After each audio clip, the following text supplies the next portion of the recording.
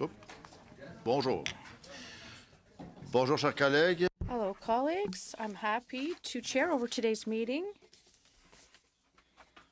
So today's meeting is to look at Supplementary Estimates A. Thank you. We're really happy to have ministers with us today, Minister Goodale and Minister Blair. So, Minister Goodale, you have 10 minutes for your presentation.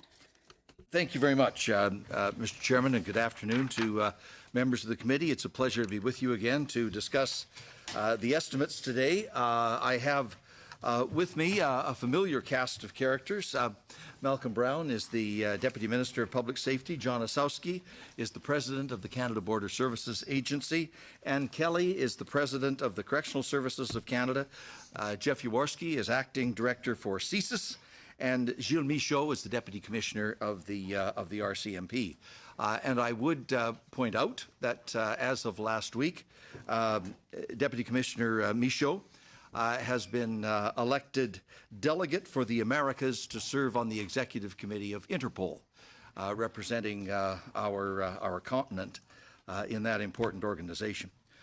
And again, I want to thank members of the committee for the diligent work that you do on matters related to public safety, the volume and the gravity of the key pieces of legislation, the policy changes and the major investments that we have been making are very substantial. Your scrutiny and your advice has helped to inform that work. For example, the new regime that Canada now has in place with respect to cannabis, a modernized national security framework that was developed in the context of Bill C-59, new strong actions in relation to gun and gang violence, and that's just to name a few. We are in the midst of extraordinary changes to Canada's public safety environment, and Canadians are seeing some direct benefits. This month alone, we have announced millions of dollars in new funding for public safety projects from coast to coast. Those projects help our communities plan and prepare for natural disasters like floods. They improve our collective ability to counter radicalization to violence effectively in new and innovative ways. And they help communities steer youth away from criminal and risky behavior, like guns and gangs and drugs. Of course, there is also the $86 million that we announced earlier this month to support both the RCMP and CBSA in their efforts to combat gun and gang violence. Keeping Canadians safe clearly requires efforts at every level, from communities to NGOs to governments, law enforcement, security agencies, and beyond. Today, in these estimates that are the subject matter for this meeting, we're looking at the spending authorities the portfolio needs to accomplish those objectives. Through these Supplementary Estimates A, the public safety portfolio is requesting adjustments resulting in a net increase of $262 million. That represents a change of 2.6% over existing authorities.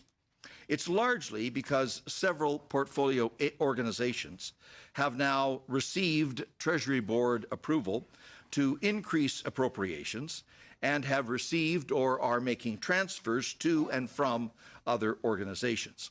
All told, approval of these estimates, including in-year adjustments, would result in total portfolio authorities increasing to $10.5 billion for the current fiscal year. For my part today, I'll try to break down the key highlights of these changes across the portfolio and speak to just a few current priorities. First, I note that these estimates provide a great snapshot of just how closely this portfolio must work together. 13 of the spending initiatives, with a total value of over $144 million, are horizontal in nature, requiring close collaboration among the organizations within this portfolio. I'll single out three in particular. One of the most prominent is the $29.9 million requested in these estimates for the initiative to take action against guns and gangs, to which I alluded earlier. The evidence is clear. Gun and gang violence is a growing problem for Canadians. Last year, I announced a total of new funding of $327.6 million over 5 years to help address this issue.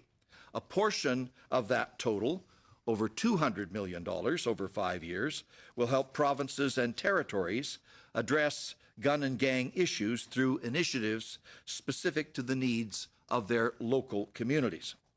The nearly $30 million that is requested in these estimates will help the CBSA, the RCMP, and Public Safety Canada carry out this collaborative new Guns and Gangs initiative. On the theme of collaboration, I would also highlight the $50.3 million requested by my department to be transferred to the RCMP in support of the First Nations policing program in various communities across Canada. Indigenous communities, like all other communities in Canada, should be safe places where families can thrive and economies can flourish. Public safety is essential for social and economic development. That's why I announced last year that the government is investing an incremental $291.2 million over 5 years in policing in First Nations and Inuit communities currently served under the First Nations policing program. That is the single largest investment in the First Nations policing program since it was first created back in 1991. And for the first time, the funding will be both ongoing and indexed so that First Nations communities can have the confidence that their police forces will have the resources they need into the future.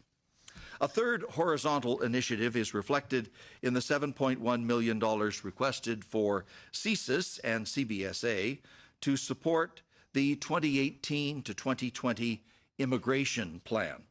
As you know, Minister Hussen announced a multi-year plan that would welcome some 980,000 new permanent residents to our country by 2020. Public safety portfolio organizations are very important partners in the immigration and refugee system, helping determine admissibility to Canada and providing security screening. Again, this funding will support their efforts. Mr. Chair, that's just a quick snapshot of some of the collaborative work the portfolio is undertaking.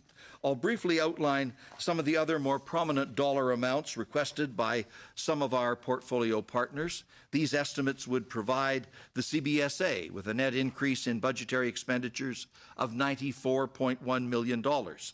Along with supporting action against gun and gang violence, as well as immigration activities, that funding will also enhance the Passenger Protect program and other priorities. The RCMP is seeking a net increase of $163.3 million in these estimates for the First Nations policing program that I mentioned and the Guns and Gangs initiative, as well as for G7 security, efforts related to the new cannabis regime, and much more. Finally, I'll also highlight a requested net increase of $16 million to the spending authorities for CSIS and an increase of $2.3 million to the Correctional Service of Canada. Minister Blair will have more details to share on today's estimates during the next hour of your meeting.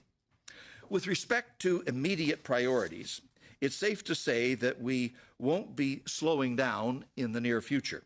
For example, you can expect to see new measures responding to the mandate that we have given to the new Commissioner of the RCMP. And with the new cannabis regime in place, we'll be presenting legislation soon to make things fairer for Canadians who have been previously convicted of the offence of simple possession. In closing, I understand that this committee will begin clause-by-clause consideration of Bill C-83 later this week. I have been following the testimony and your lines of questioning very closely. Even though we are eliminating the practice of administrative segregation through Bill C-83 and introducing the new concept of structural intervention units, it is clear that some form of independent review mechanism for individuals who do not take part in programming within the structured intervention units would make stakeholders more comfortable with this very ambitious legislation. As I indicated previously, I would be amenable to such a change, and I look forward to your work on clause by clause. But as members likely know, creating a review mechanism would be a new and distinct function that would require a royal recommendation. That includes changing the terms and conditions of the original royal recommendation that was included at the beginning with C-83, which of course would make such an amendment inadmissible at the committee stage. If members are interested in such an amendment, my office would be more than willing to work with you in preparing such a report stage amendment, and I would seek the appropriate royal recommendation from my cabinet colleagues. Well, thank you very much for the opportunity to appear today, Mr. Chair, and welcome to you in your role in the chair today. I'm glad to be here and have the opportunity to answer your questions. Merci, merci, Monsieur le ministre. Donc, on va commencer la ronde de questions. Thank you, Minister. We're going to start a round of questions with Ms. Damos. Thank you, Chair.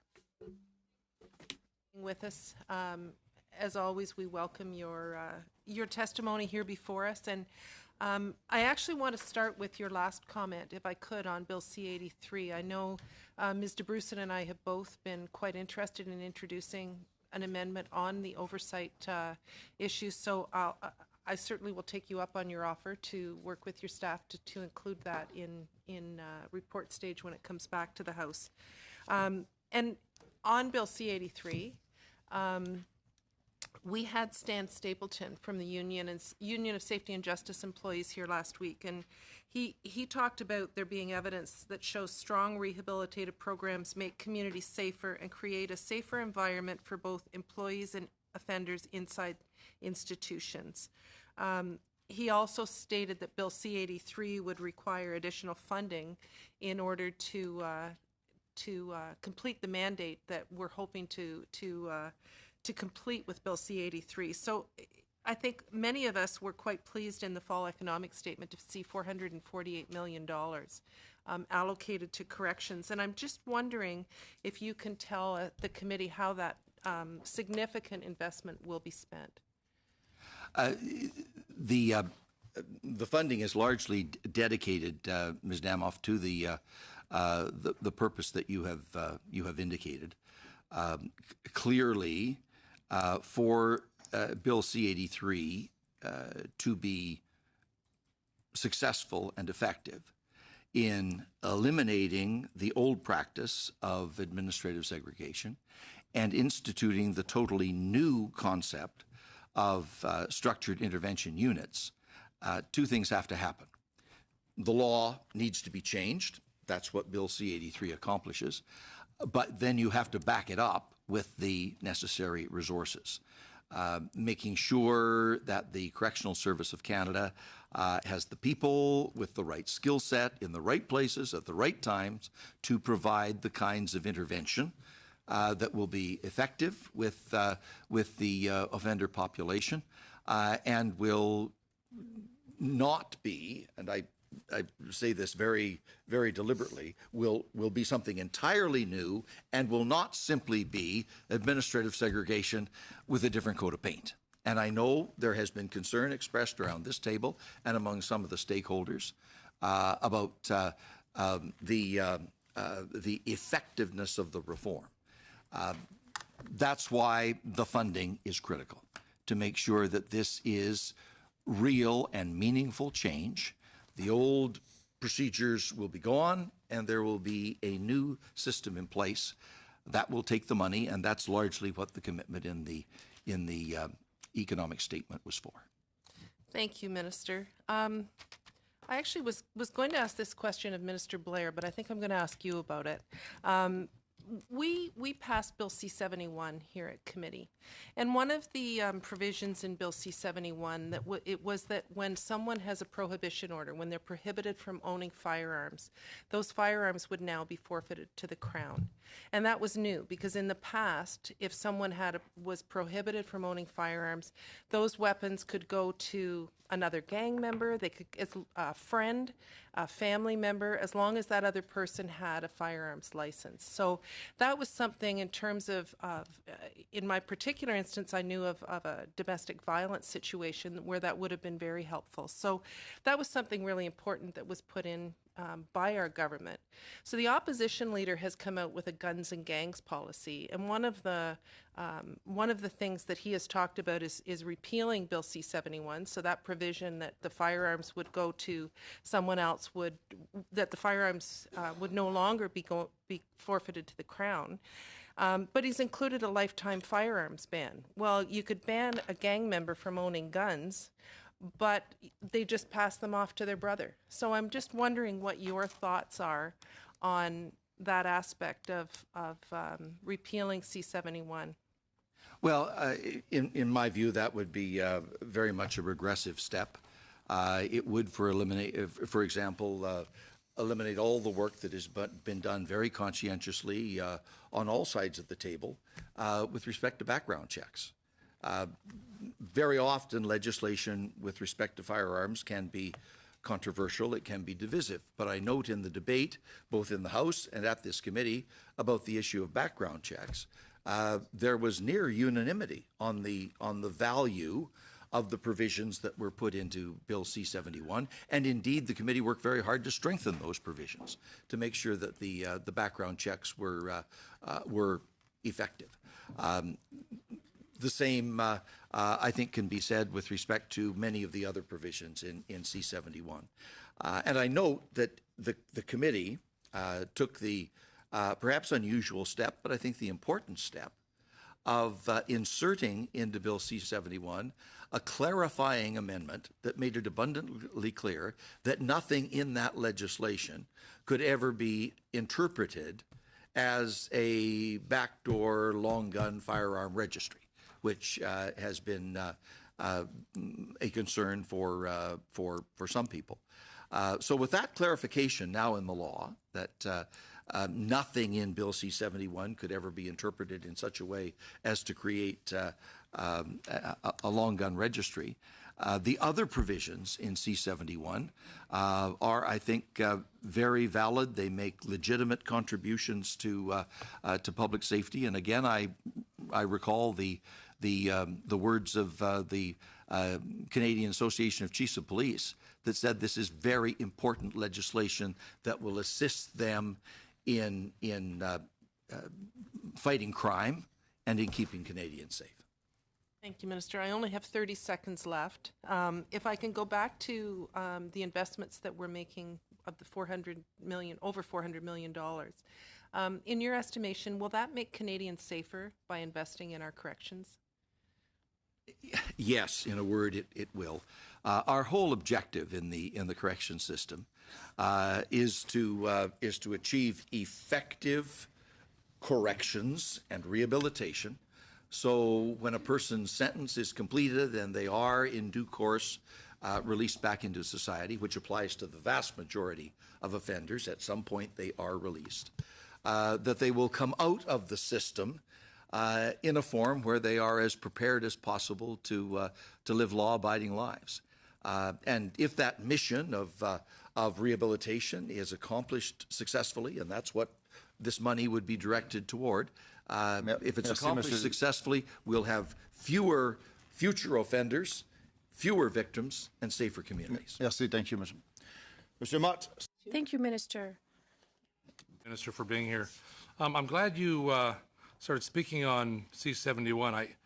It's interesting that you talk about the investment in gang and gun legislation, and that all the money that you're going to put into enforcement for law enforcement to deal with gangs and guns, and yet the announcement was $500 million initially, and then it was reduced to $327, and the numbers keep changing. It's tough to find out which number actually is going to get paid. And right now, from the last I hear, Minister Blair, has a document that he signed that says not a dime has been spent yet of the $327 million that you have promised, which is interesting. That it's not having any impact. Your legislation C-71 has zero reference to gangs or gun violence, and quite honestly, the Canadian Police Association a spokesman may have said that they agree with it, but the individuals I've spoken to across the country have a different view.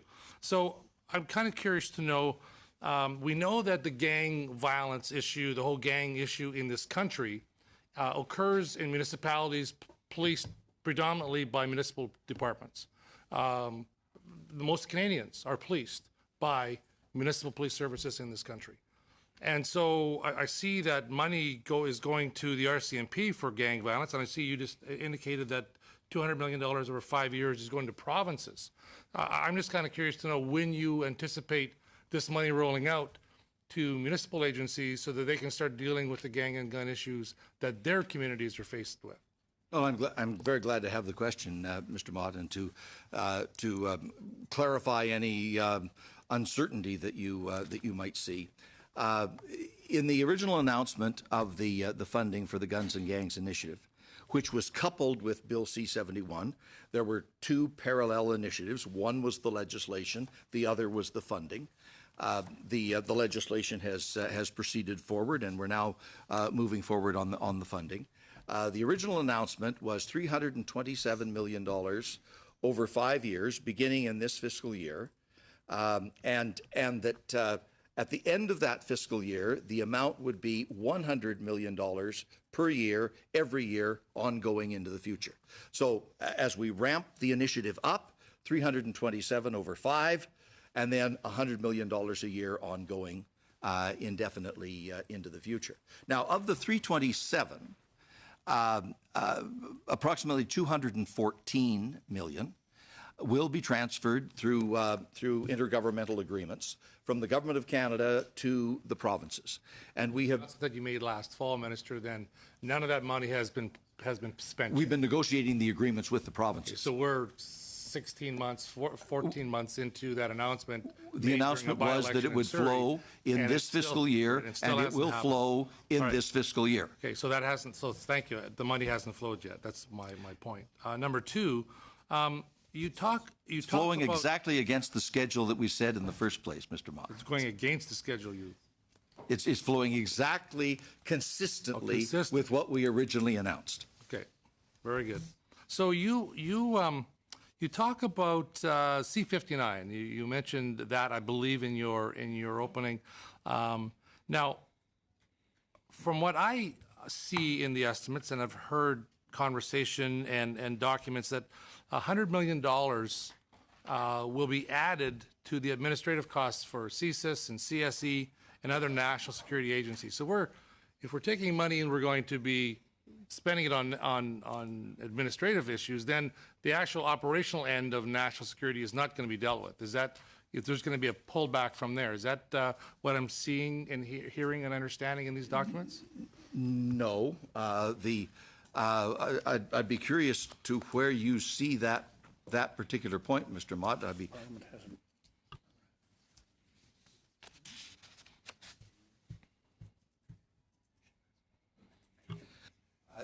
If you could just identify what point you're referring to specifically in the estimates, but the one critical point, of course, is that this committee has to do its work, and Parliament has to vote on the estimates before the government can invest the money. So we're in the process now of supply. Once the committee has finished its work, the estimates will go to the House of Commons, and there's a date in December. I forget exactly the day, but our House leaders will jointly determine a day upon which we will vote on the estimates, and then the government is authorized to spend the money. I'm just going to move to C-83, Minister. You had just spoken to it briefly, and your estimates say that you'll be $448 million will be flowing to CSE over the coming years to deal with this legislation. Now, I don't know if you've been following the testimony at committee, but pretty much everybody except your own officials have spoken against this bill on both sides of the political spectrum. And they've said it's a bad bill. And I'm just curious to know whether you're going to be withdrawing it. And if you don't withdraw it, will you at least take it back to the drawing board and redo it so that it actually will receive public support? Will it receive, I mean, there's no consultation. Everybody who came said they were never consulted with it. And I'm just kind of curious to know, if you're spending that kind of money and we're supposed to trust you that the regulations are going to lay out how this money is going to be spent, because the bill certainly doesn't. I'm at a loss, and everybody who came as witnesses from, like I said, all sides of the issue were very concerned and confused as to how would it actually play out. Will it make a difference? And most of them said it would not make a difference on offender rehabilitation. It would not make a difference on safety within the institution. It wasn't going to meet the objectives as you had indicated C-83 was intended to do.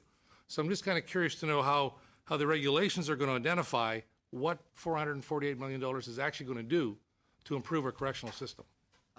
Mr. Motz, I'd be anxious to give Commissioner Kelly an opportunity to respond to the question in detail. But let me just make this point.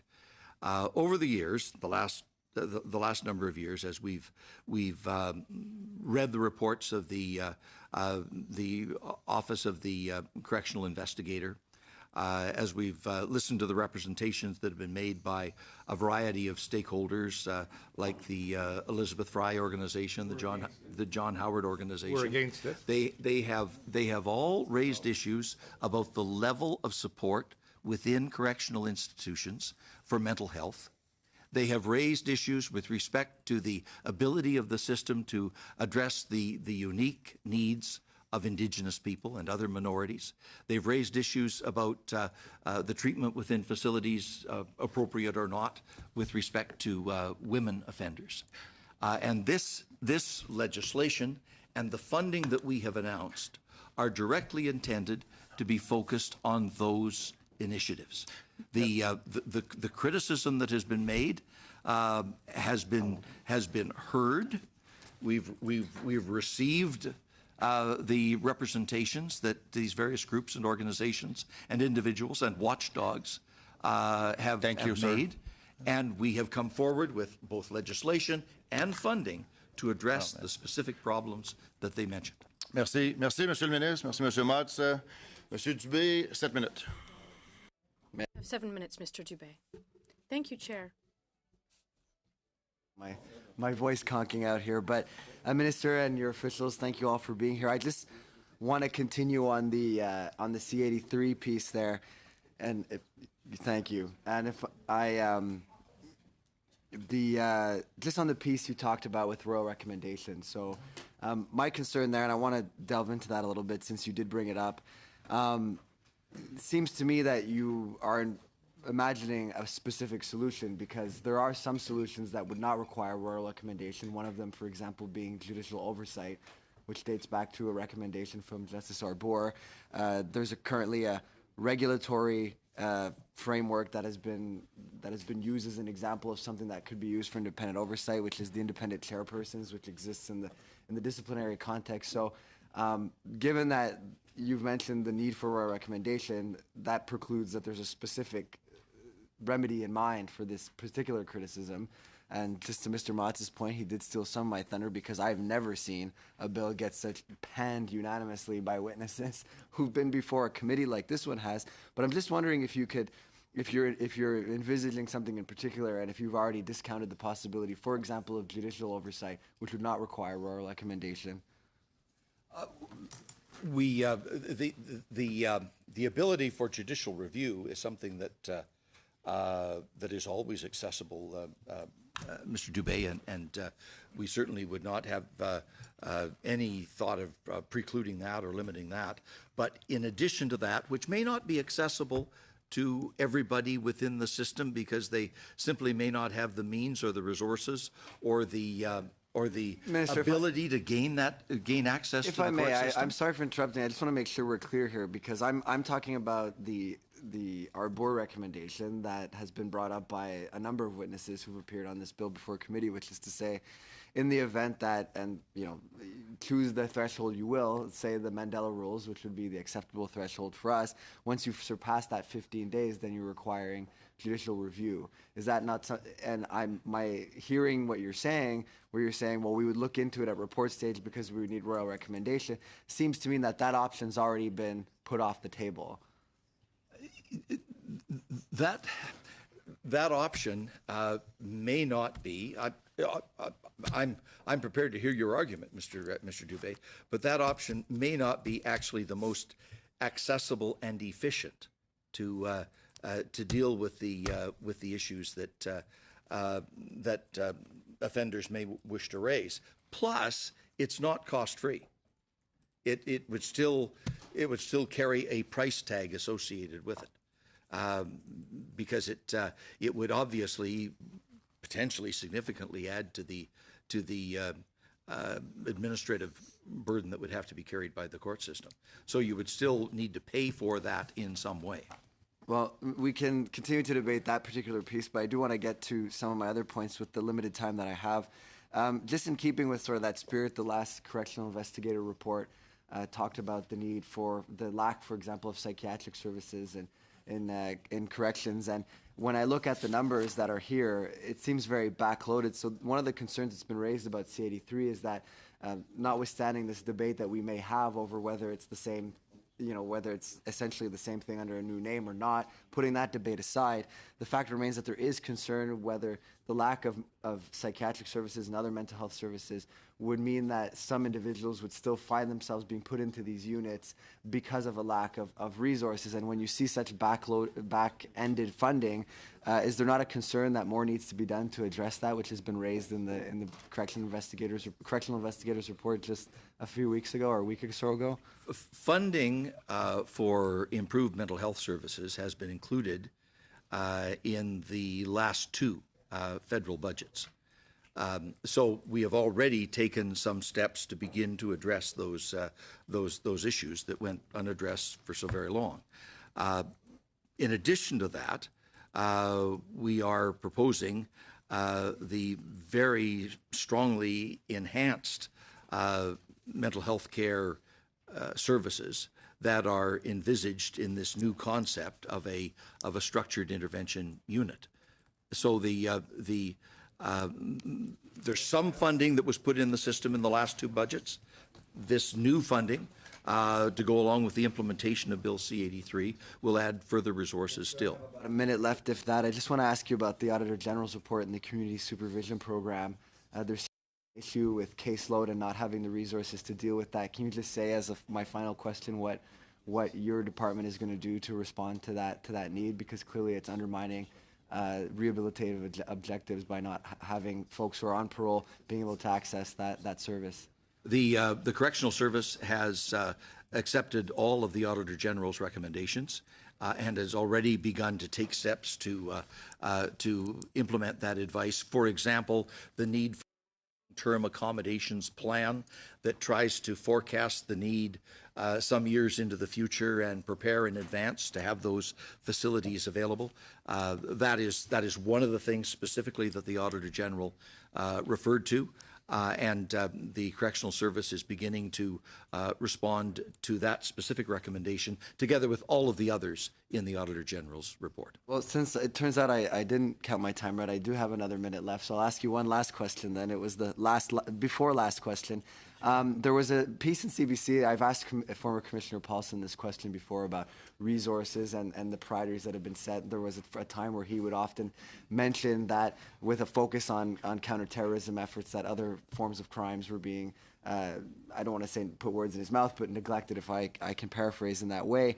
And there was a CBC piece about a higher number of crimes being authorized to be committed by RCMP officers, whether it's in an undercover context and whatnot. And someone in the article alluded to the fact that this may be because resources are being shifted elsewhere. Do you believe that there's more that can be done to make sure that the RCMP has enough resources to deal with a multitude of crimes, or instead of just having to focus on one specific issue? Well, from the very beginning, réponse, s'il vous plaît. Short answer, please.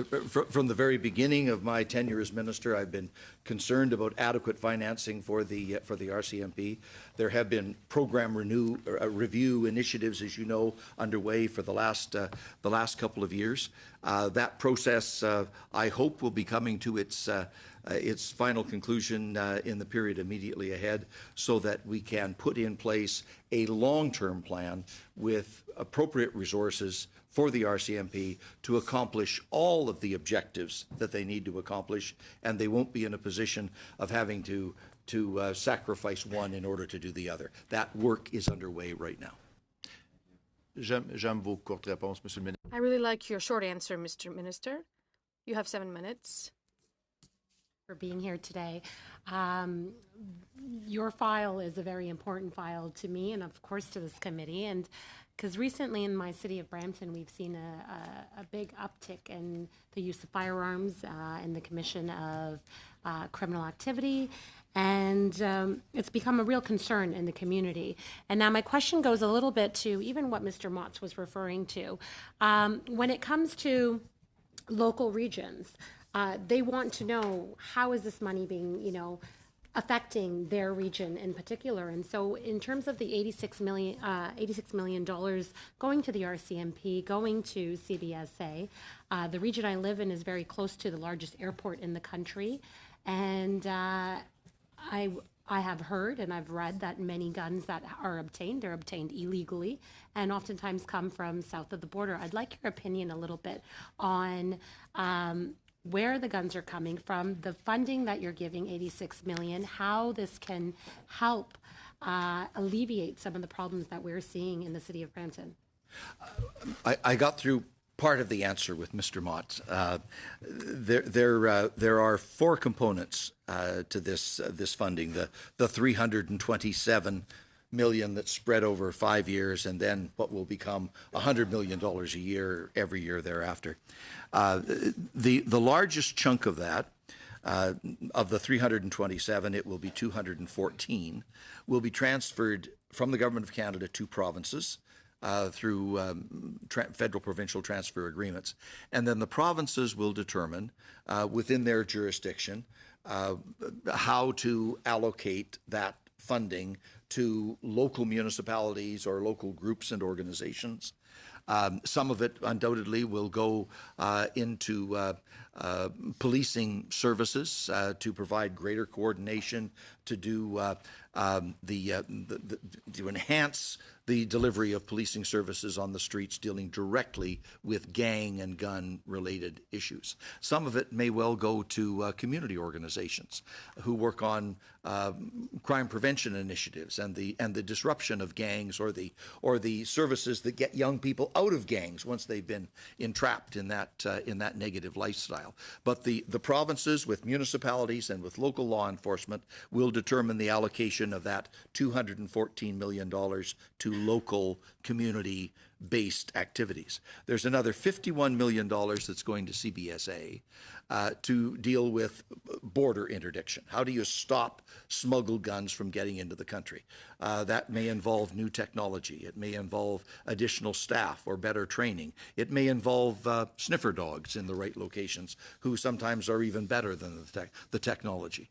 But CBSA will allocate that $51 million to upgrade their ability at the border to stop smuggled guns from coming in the first place. And there's another $35 million that goes to the RCMP to break up the firearms trafficking networks and to enhance their services right across the country in dealing with the illegal use of firearms. If you add all of those things together, you'll find that there's another about $25 million or so in the process.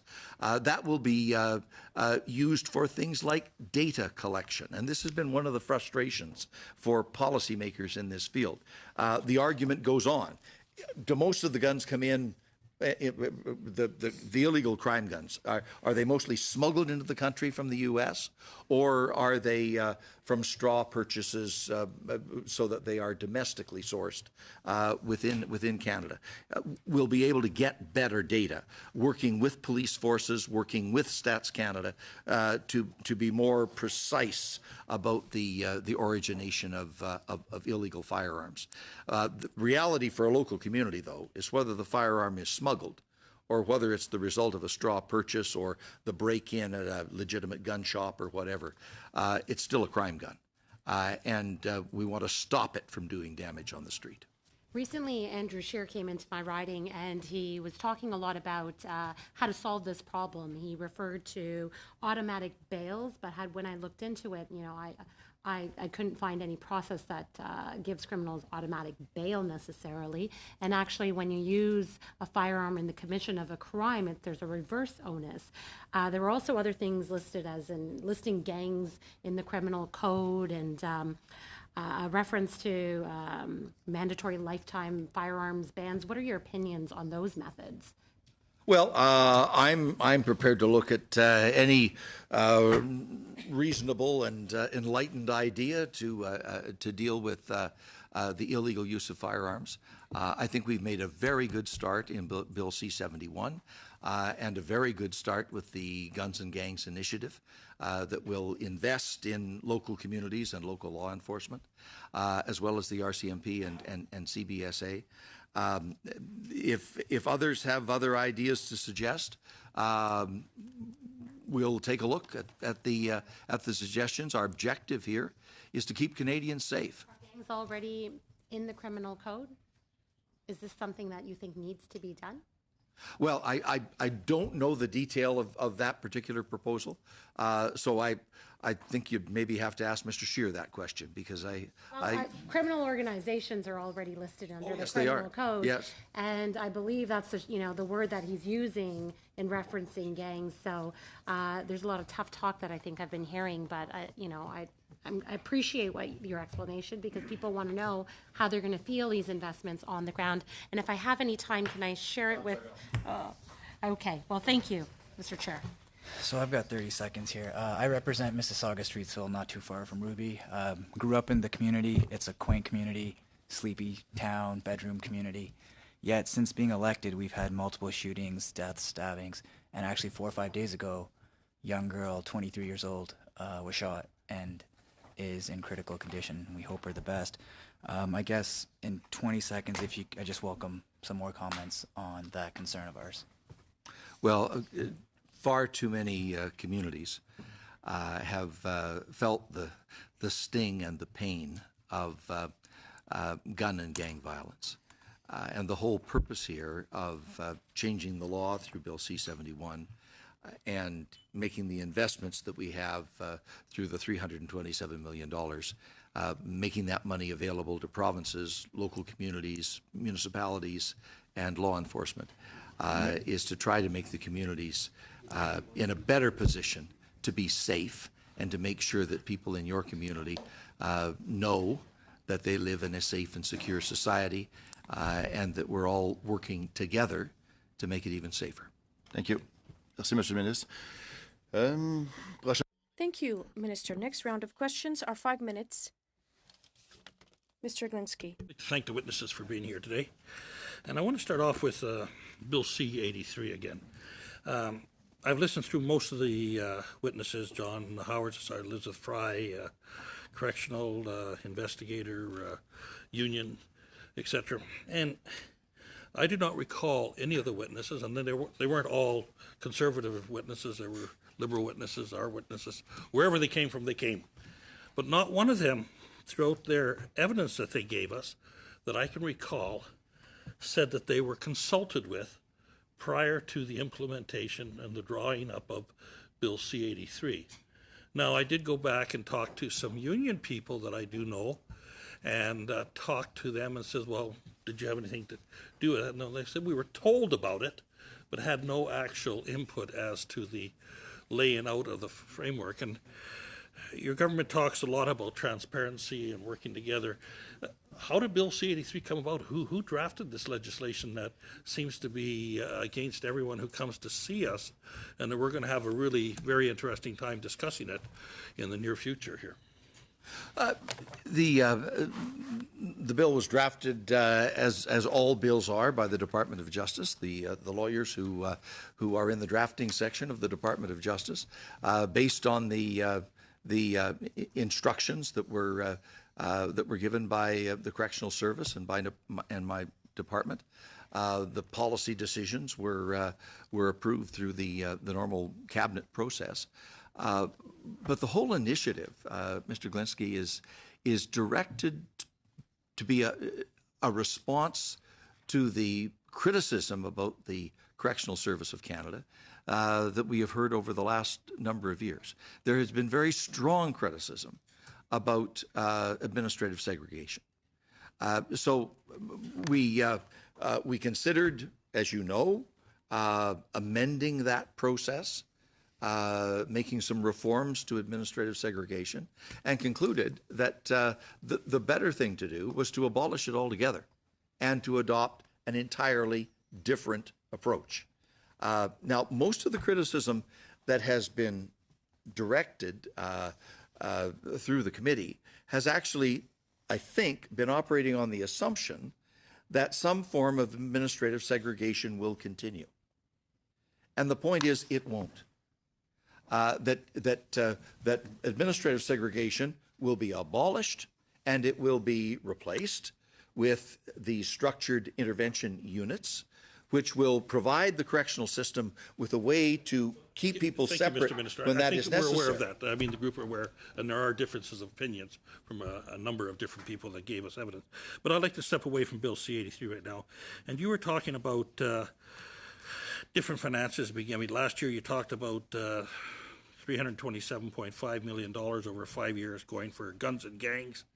And you talked about $291.2 million over 5 years going to RCMP to support First Nations policing. And I wonder if you can tell me, has any of that $291.2 million been spent to date?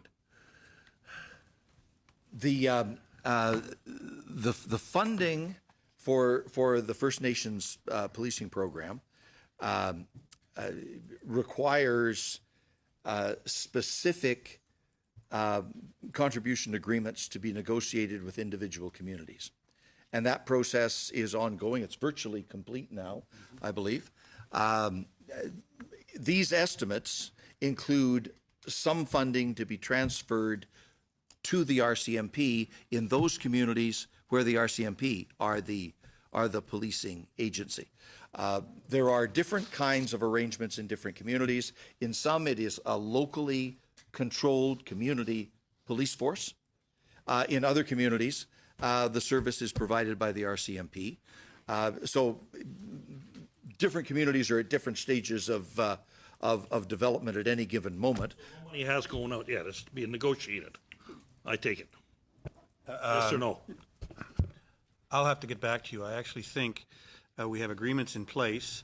The funding was some communities have asked for the funding to flow in the next fiscal year, but we can get the committee a specific flow of funds. It's quite transparent. We'll provide that for you, Mr. Glinsky. Bear in mind, there are 450 of these communities, and they are all in different categories. But we'll provide you with the breakdown. Merci, Monsieur Glinsky. Merci, Monsieur le Ministre. Thank you, Mr. Glinsky. Now, 5 minutes for Mr. de Brussen. Thank you, Minister. And one of the things that when I was going through the supplementary estimates that caught my attention was funding towards criminal record checks related to record suspension applications. And our committee is looking at record suspension applications. We just started with a study because Member of Parliament Wayne Long had brought a motion asking us to look at some of the changes that had been brought in under the previous government and what can we do to improve record suspensions. And he spoke quite eloquently about the impact that he has seen in his community about people who are unable to afford the cost. It was almost quadrupled under the previous government. And as well the impact of the lengthened amount of time that it takes to actually qualify to be eligible for record suspensions. So with all that as background, my question is in respect of if we're going to be looking at the cost of record suspensions as part of this study, is there any analysis as to what the administrative cost is for an individual record suspension? Is there a range of cost related to that? And I only say it because I see that there's this money allocated specifically for the criminal record checks portion. I would have to get back to you, Mr. Brusen, on the issue of the direct cost analysis. I know when the previous government raised the fee, first of all to $150 and then to $631. Their argument was cost recovery, that the fee increase was necessary to pay for the cost of the service. Whether it covers the cost of the service on a dollar for dollar basis, I will have to check to see exactly what the cost is compared to the revenues that are raised.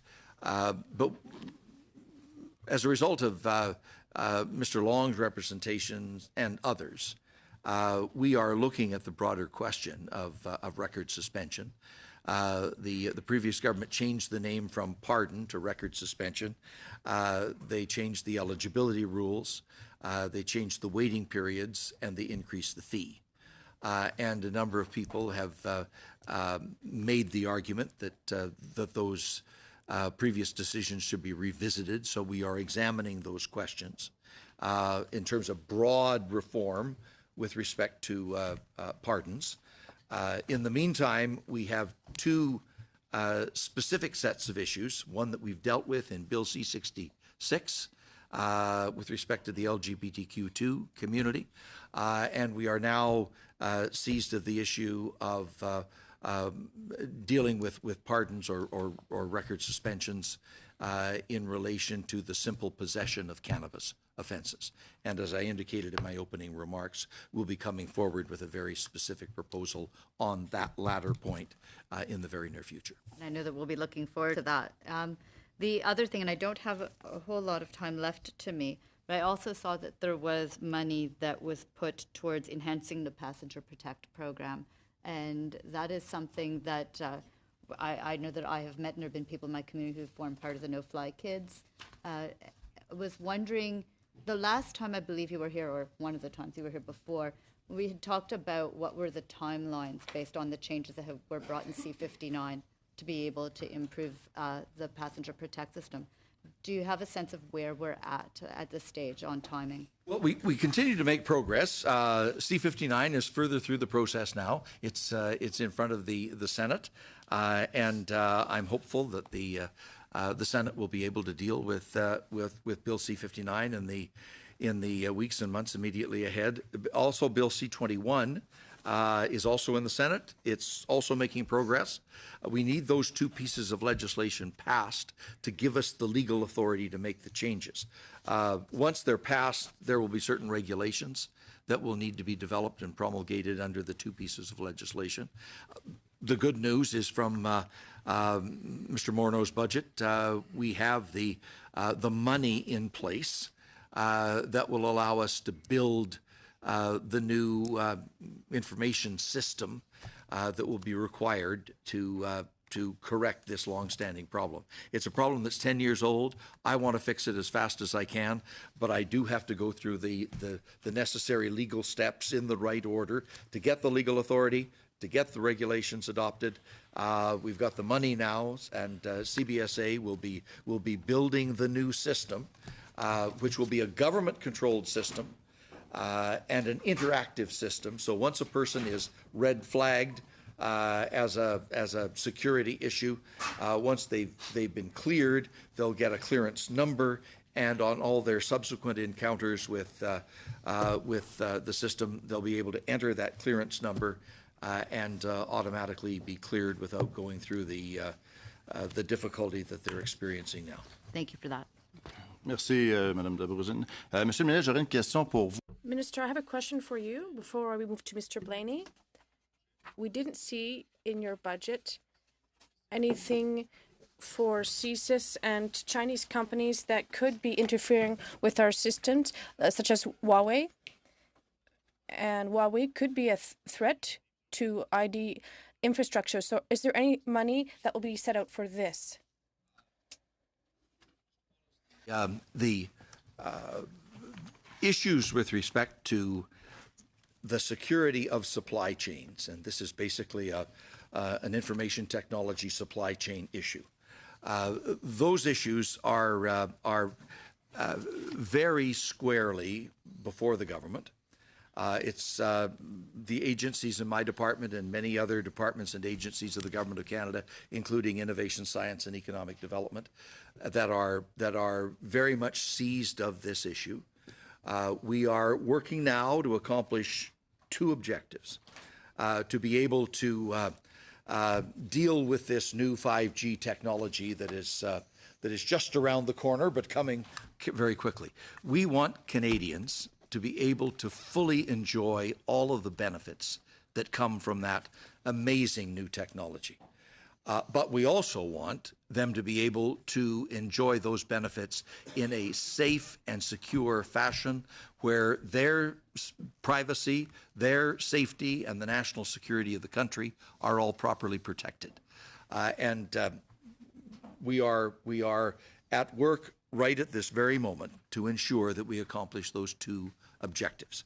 The funding provided in the estimates will support the work of CSIS, will support the work of the RCMP, support the work of the Communications Security Establishment, and all of the other agencies of government, including ISED, to make sure that we answer those two questions properly. Getting the best of innovation for Canadians, and at the same time making sure that their security is absolutely protected. We need the two of them together. Thank you. Merci. Monsieur Blaney, 5 minutes. Mr. Blaney, 5 minutes. Chair, let me know when I just have a minute left. Minister, it's a pleasure to have you here on our committee today. And I was once in your seat in other circumstances, and I can tell you there's a big difference between today and yesterday. At the time when I was minister, my Prime Minister didn't put me in impossible situations that were impossible to manage. I remember, Prime Minister Trudeau made our borders a literal sieve. And he's put incredible pressure on the safety of Canadians. So I have a few questions for you, Mr. Minister.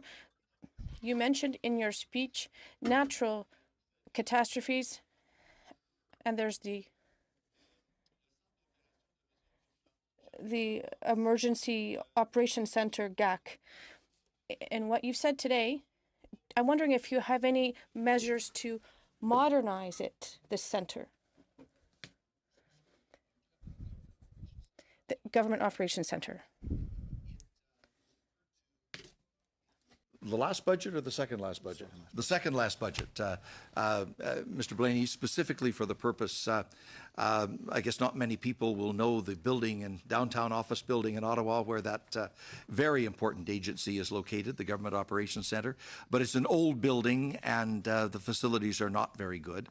And we made the decision that we would find new facilities for them to make sure that the GOC can provide the absolutely indispensable services that it does. Excellent. So that Merci. that process is underway, and budget 2017, budget 2017 provided the resources to do it. Autre question de même nature. I have another question of the same nature with regard, there are emergency measures, and we should have, when there's a national crisis, our security agencies should be able to communicate amongst themselves. Have you done anything,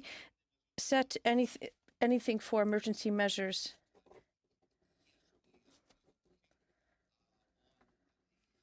As you know, this is a subject of federal-provincial discussion as well, because we need to make all of our communication systems, federal, provincial, municipal, communicate effectively together in dealing with an emergency.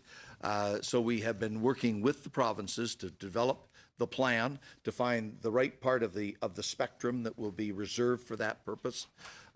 It may be used for other purposes when it's not needed for an emergency, but that consultation with the service providers, with the provinces, with the emergency and first responder community, that is well advanced, and I hope to be in a position to bring that forward. Merci, Monsieur le Ministre. Donc, c'est un processus en cours. Question. It's a process that's underway. Simple question, Minister Goodell. Can you tell us how many terrorists from ISIS have now returned from countries where there are terrorist activities? Can you share these figures with us today, Mr. Minister? Annual basis, Mr. Blaney, as you know, in the public threat report. That report will be made public sometime during the course of the month of December. So the most up-to-date numbers will be provided at that time, but I can tell you that the arithmetic has hardly changed at all from 2015. OK. Monsieur le ministre, on a entendu mes collègues ici aujourd'hui. My colleagues here today have said they've had concerns. And we have to put the safety of Canadians first. And your bill is unanimous in terms of what we're doing for penitentiaries. But are you going to spread needles to prisoners who have denounced this bill? Correctional services have also denounced this bill, but they've told us that we want protection, and you refused to give them gloves if they do have to provide needles. So my question is simple, and you mentioned it in your opening statement. Could we not put this bill aside, go back to the drawing board, and add measures as the chair of Correctional Services Union has said this could be problematic. It would be a real mess. So could you not withdraw the bill? And second, what are you doing about the health and safety of our correctional services agents? The opportunity for a very good discussion just last week with the president and other representatives of the UCCO, the union representing the correctional services officers. We discussed a number of these issues, and I have taken a number of their representations under advisement to make sure that they can have the absolute confidence, Mr. Blaney, that they are respected in the work that they do. It is critically important work, and it's tough work, as you know. And I want to make sure that as much as humanly possible, we respond to the legitimate representations of the representatives of the UCCO. Merci. Donc, je vous remercie, Monsieur le ministre. Thank you. Thank you, Minister, for being with us today. And we're going to adjourn for a few minutes we're going to suspend rather for a few minutes to change witnesses.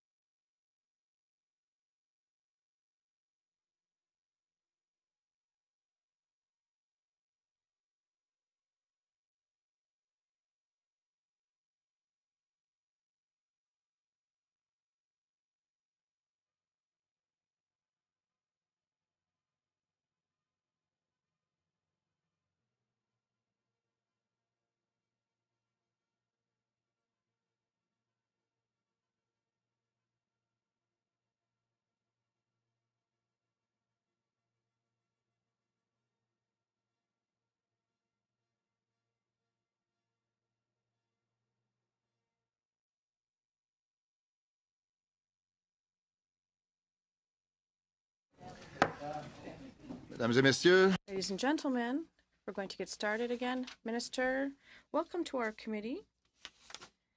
So we're ready to continue with our study of the Supplementary Estimates A. First round of questions. 7 minutes. We start with Ms. De Brusen. He did not do his presentation yet, Chair.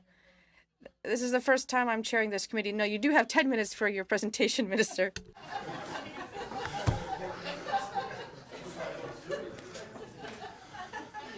Thank you very much, Mr. Chair. I'd like to, I was quite interested in participating in a new approach to these committee meetings, where, ask the questions first and then I would deliver my remarks.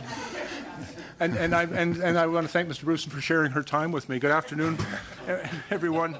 I'm very pleased and honored to have the opportunity to attend before this committee today to speak about the Supplementary Estimates A for the public safety portfolio as it pertains to my responsibilities. And I know you have just spent an hour with Minister Goodall, who noted earlier that the portfolio as a whole is requesting adjustments for the fiscal year, resulting in a net increase of $262 million in authorities. The Minister, I believe, has given this committee a broad overview of the estimate items and why they are important for Canadians.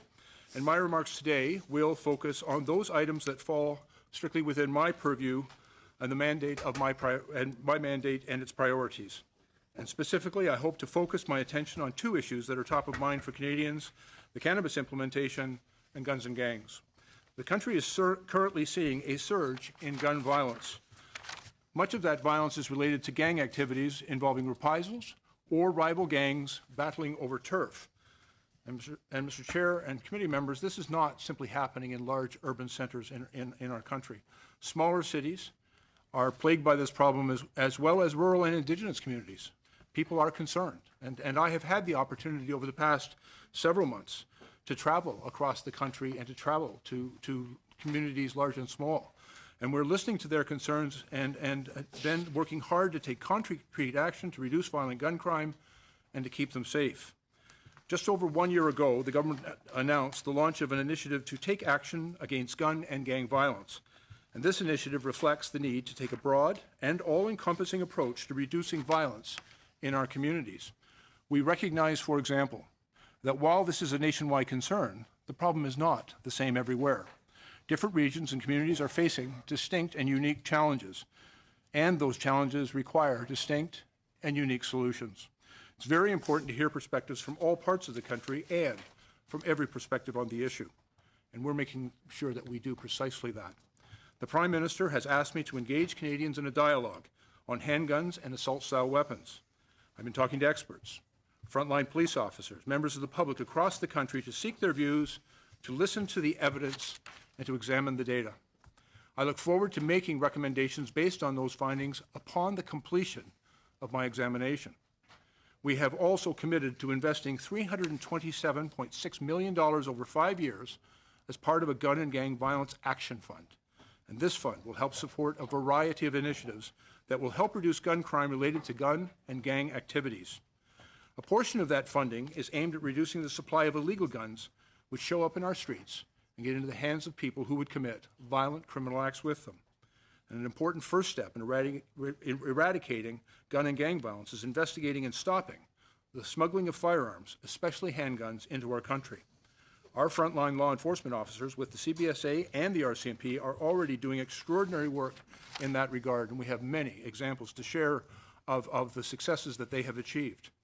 As Minister Goodall and I announced earlier this month, the government is making major investments to strengthen the enforcement capacity of the RCMP and the CBSA. Significant funding, for example, will be provided to the CBSA to increase its operational capacity to screen passengers and examine commercial shipments at the border. Funding is also being provided to the RCMP for a new integrated criminal firearms initiative.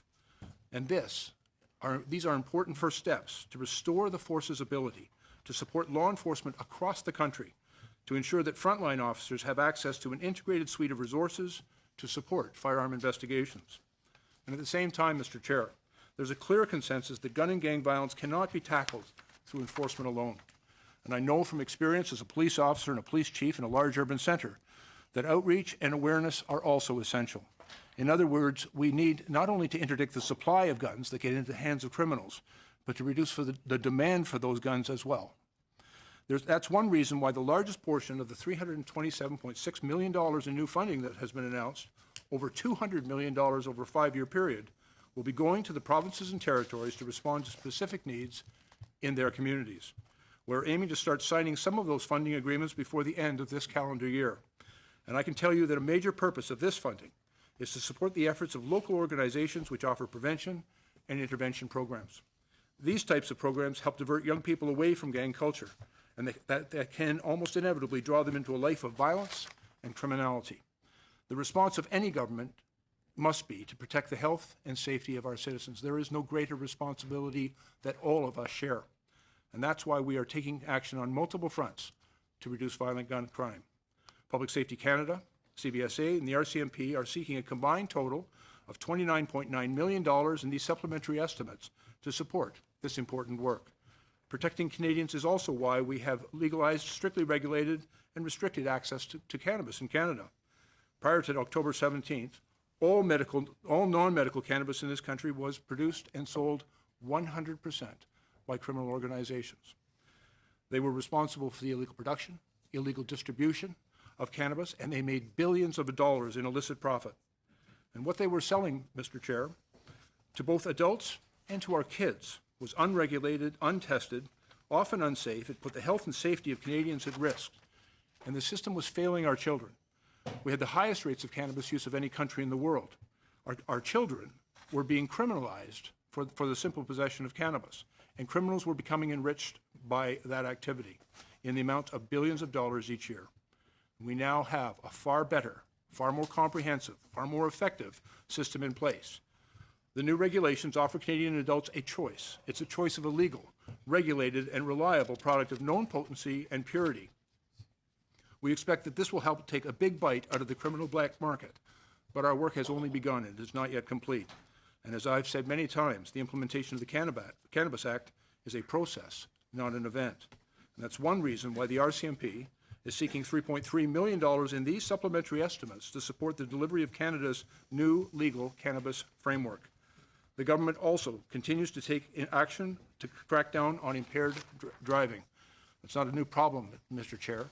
Since 1925, impaired by drugs driving has been a crime in this country. But up until fairly recently, the police had neither the training, the legal authorities, or access to the technologies that they needed to be effective in keeping our country safe and our roadways safe. The problem with impaired by drugs did not suddenly come into existence simply because cannabis was now legally available from a legitimate licensed source. And those that get behind the wheel after consuming drugs or alcohol represent a significant danger to the public.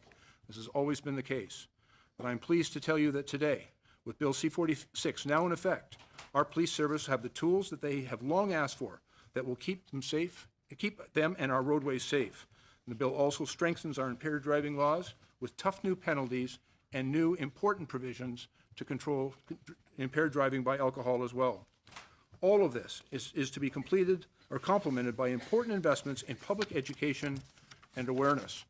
We want to ensure that Canadians know the dangers and consequences of driving while impaired by drugs, including cannabis. And that's why we have been running an ad campaign on social media, online, on TV, and elsewhere in the country to counter the persistent myths and misconceptions that Canadians unfortunately held with respect to cannabis, impaired driving. These ads are aimed at youth and at young adults, and they have a simple message, Mr. Chair: don't drive high. Public Safety Canada is seeking $2 million under these supplementary estimates to support this evolving campaign. Mr. Chair, the campaign is achieving a high level of success, and we have heard from law enforcement agencies across the country that with the implementation of the new regulations, they have not seen a significant increase in impaired by drugs. But what they have now available to them are the tools, available technology, and training that they need to respond appropriately. Mr. Chair, these are just a few examples of the important work that is happening across the public safety portfolio. I'd like to thank the hardworking men and women throughout the portfolio for all that they do, to acknowledge and thank the senior officials that have joined me here today, and we are grateful for the work that they do to protect Canadians from all manners of threats and dangers. I'd like to thank the members of the committee for your efforts on the many public safety matters that come before you, and thank you, Mr. Chair, for the opportunity to appear before you and answer the questions of your members. Thank you, sir. Merci, Monsieur le ministre. Donc, maintenant, Thank you, Minister. Now, Ms. DeBruzen, you have 7 minutes. Minister, thank you for coming here today. And in my community, we're nearing an anniversary in the next few weeks of the loss of someone who was a youth leader, a mentor, and someone who worked with the Boys and Girls Club. And his loss was important for the Eastview community, the Blake Boltby community. And the person I'm talking about is Kempton Howard. And it will be 15 years from the time that we lost him in a few weeks. And I raise that because I have worked with his mother. She's been a fearless advocate on gun issues and on gun violence issues, and someone who really has become a strong leader in our community. And I've helped her to work on some petitions that she's put forward on these issues. And I was hoping that with you here, I might be able to ask about what our government is doing in respect of some of the things that she has put forward in these petitions.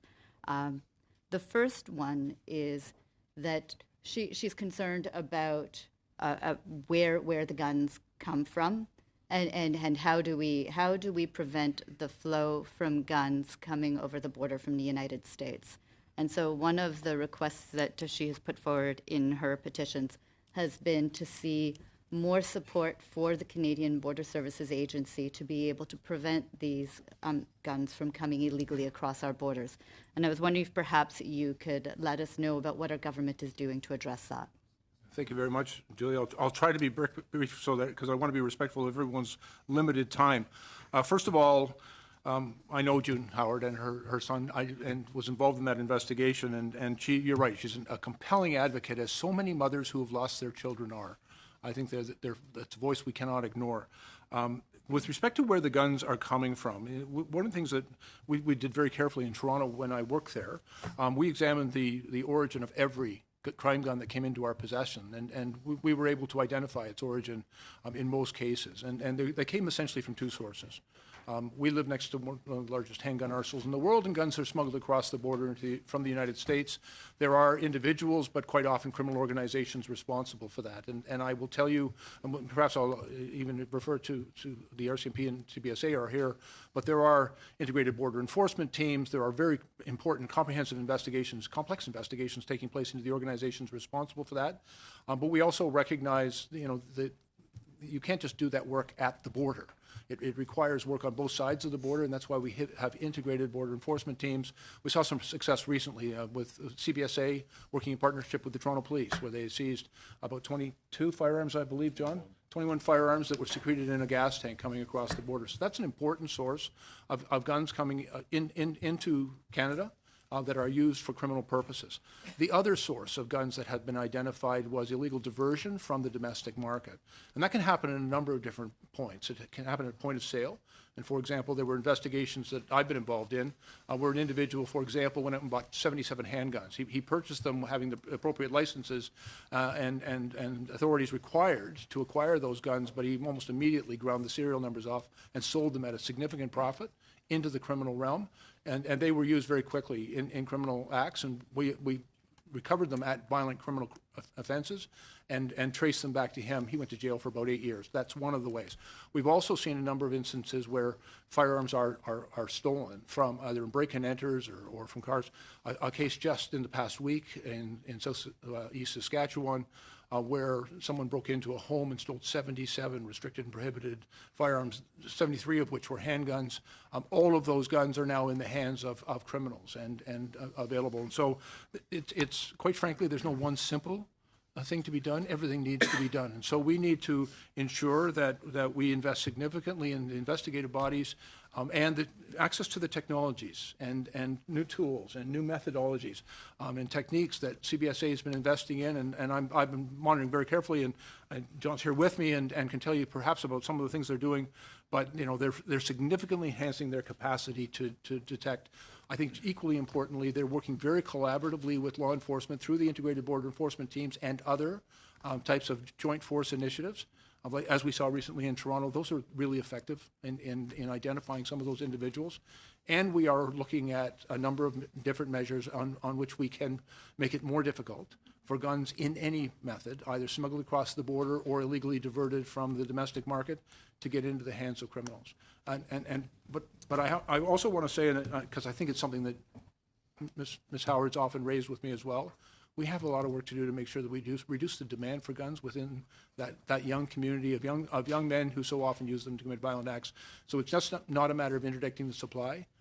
Actually, you're leading to where I was going to go with my next question, which that's a part that's also part of the petitions she's put forward.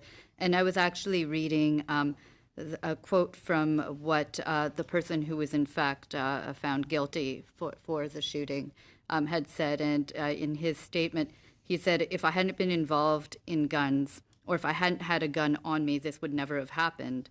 I thought before that having a gun made me safe. Now I realize no one is safe when so many have a gun." And that's a quote from the person who had shot her son. And Joan Howard has also focused very much on how do we make sure that youth don't turn to guns and to violence as their options. So perhaps maybe I only have a minute left, but if you could let me know a bit more about what we're doing to make sure that youth do not make those choices.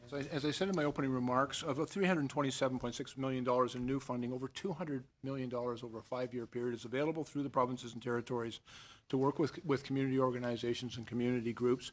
Now, I think those types of investments are important, and they are specifically focused on people who might perhaps be at risk of getting involved in violent criminal activity.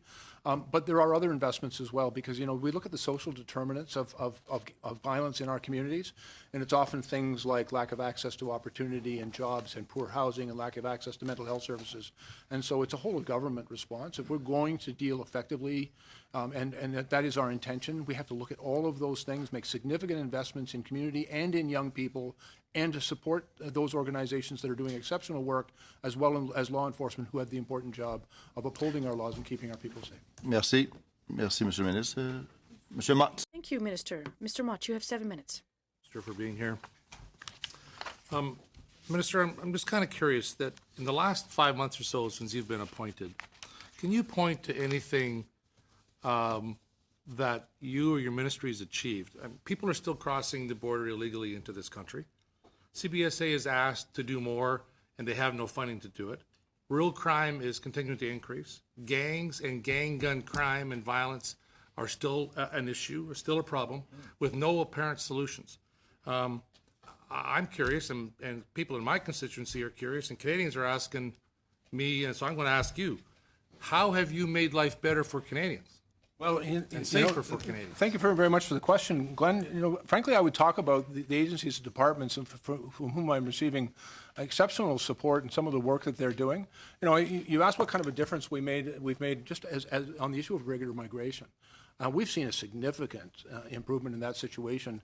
I will tell you, immediately upon my appointment, I had the opportunity to go to Lacole and to the end of Roxton Road, and I saw the exceptional work that was being done by both the CBSA and RCMP, IRCC, in managing that situation, in holding Canadian laws, and ensuring the safety and security of our country, making sure that there was no threat of criminality or national security threat.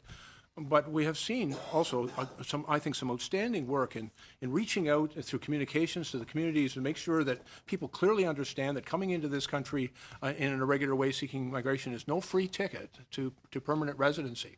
Those communications that we've been engaged in have worked really effectively. And I won't take credit for that, but I'll tell you. But I will tell you, Mr. Mott, we've seen a significant reduction in the number of people compared to last summer. You've said that your work on the border has had enormous impacts. So, Mr. Mott, I was not taking credit for myself, but I was giving credit to those who are doing the work. Your organization, the people in your ministries. So, in the last 5 months, how many people have crossed illegally into Canada? I can tell about 70% fewer that came across in the same 5-month period. It's approximately 8,000. Approximately 8,000. But compared to about 18,000. Do you have a plan to improve border security and what that's going to cost? Mr. Mott, there's all sorts of work being done.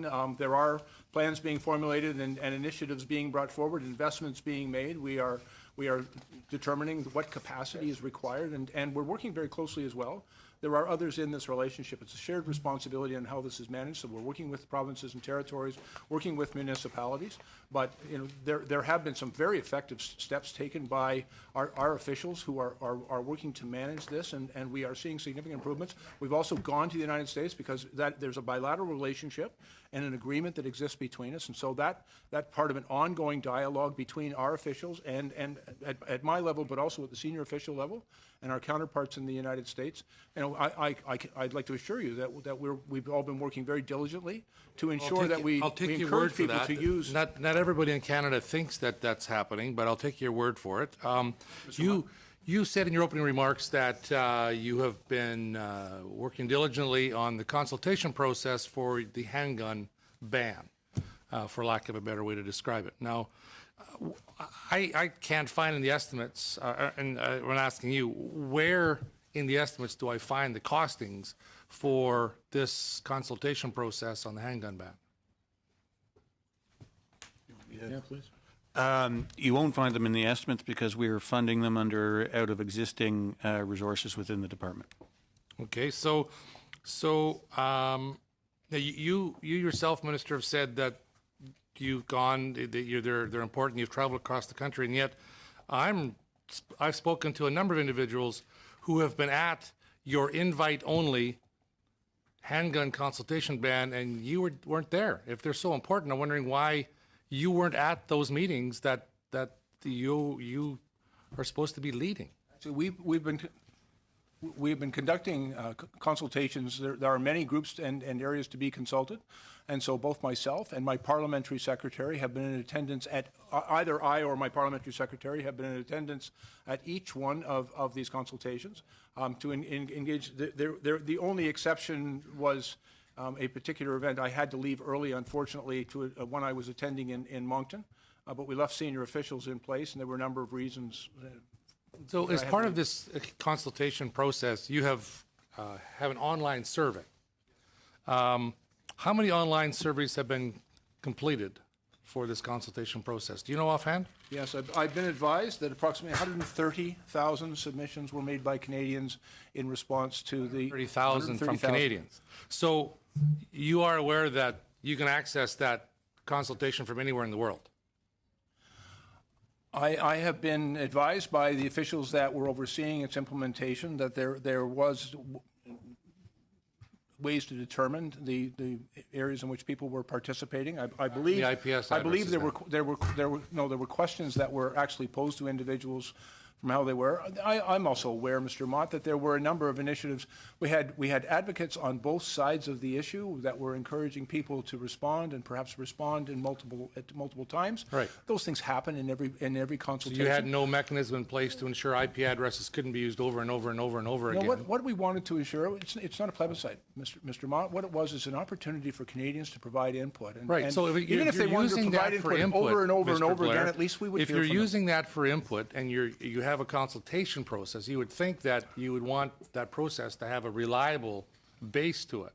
And if you're not using IP addresses to track, if you have limited ability to know who is completing your survey from around the world, then Canadians would, in my opinion, would be suspect as to any results that you might be able to gather from that. Now, Mr. Mott, just to be clear, we did not require people to identify themselves for the purposes of completing the survey. But you asked for gender, you asked for ethnicity. We asked for identifiers because they were useful in the data collection, but we did not ask people to identify themselves.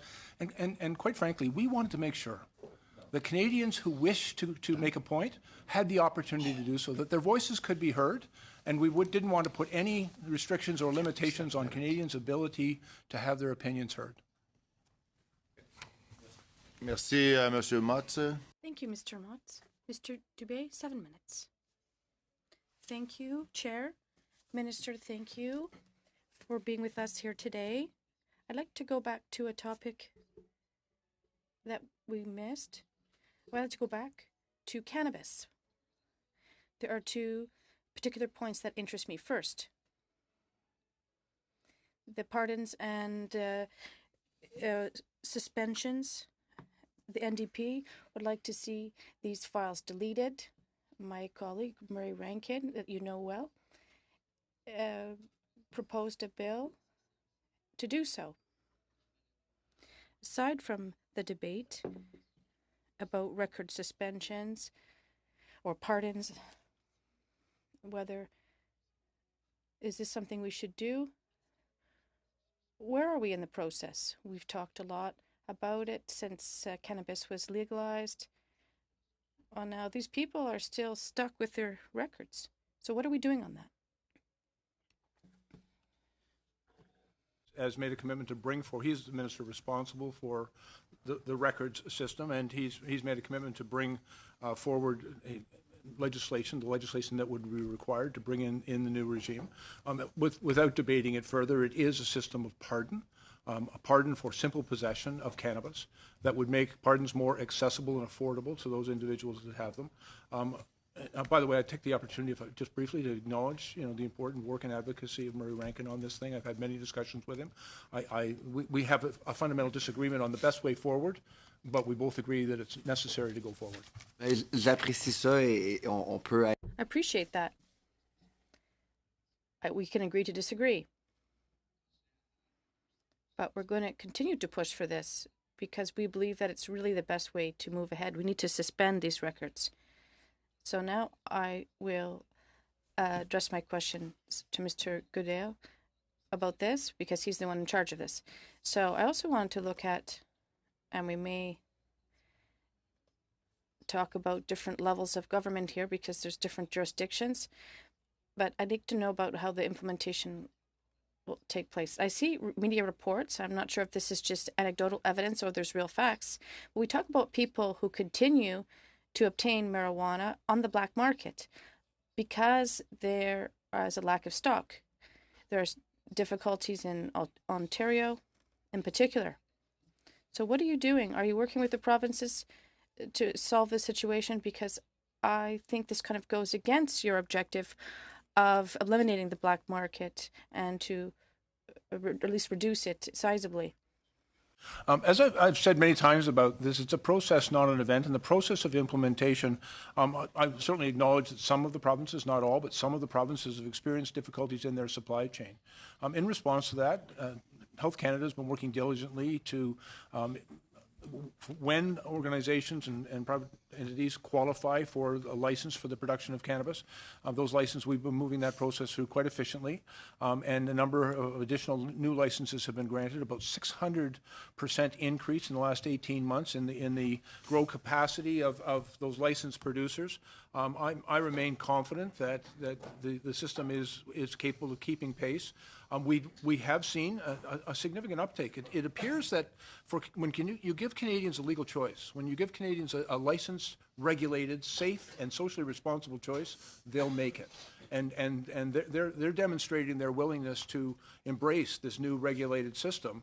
And I think that's why we're seeing, perhaps higher than anticipated demand.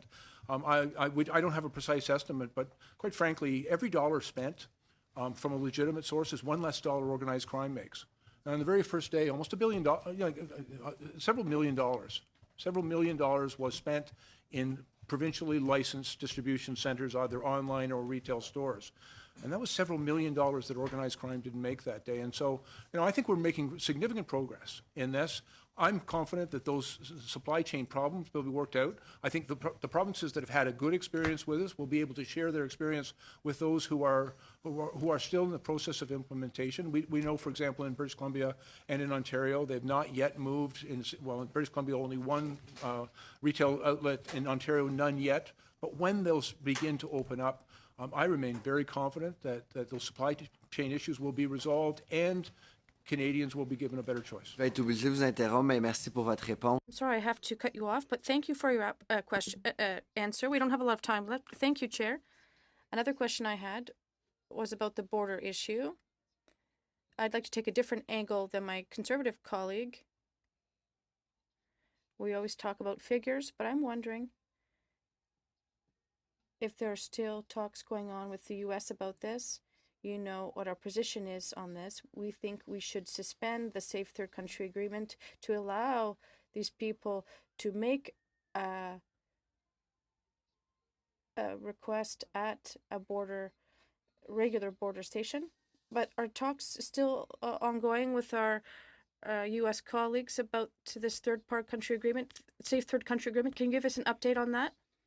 I've reached out to the Secretary of Homeland Security, gone to Washington, met with their senior officials. We've made our position clear that we believe that there are opportunities to enhance and improve the Safe Third Country Agreement, which will be mutually benefit to both countries. It's an ongoing discussion. It's a complex one, but it's an ongoing discussion. Vous êtes en mesure de me dire qu'est-ce que ça veut dire améliorer? Can you tell us what you mean by improving it? I'm not sure that's the right translation of what that means. What exactly does improving the agreement mean? What do you think you should change or improve with this agreement? Application that it has had the effect of encouraging people not to attend at regular border crossings, the point of entry, but rather to cross irregularly, and that's been a factor for both us and our reciprocal partners in the United States. And so we believe that there are discussions and ways in which that agreement might be enhanced to encourage more regular use of our border. Parfait. Merci, M. Dubé. Madame Sau. Thank you very much, Mr. Dubé. Ms. Sahota. Minister, at first I'd like to address some of the irregular border crossings, what are in our asylum system. I wanted you to walk us through a little bit about why you're seeing the numbers decrease, what methods you think that have been working, whether we are unique in a situation where we're having irregular asylum seekers or migrants, whatever they'll be determined to be, through the IRB. If you could walk me through that a little bit. Yeah, it's quite complex, obviously, and as to why those numbers have increased, not just in Canada, but all around the world in virtually every country. We've had a number of meetings with UNHCR, for example, to get an understanding of the entire global context of those who are fleeing persecution and seeking asylum. But some of the things that I believe have been quite effective.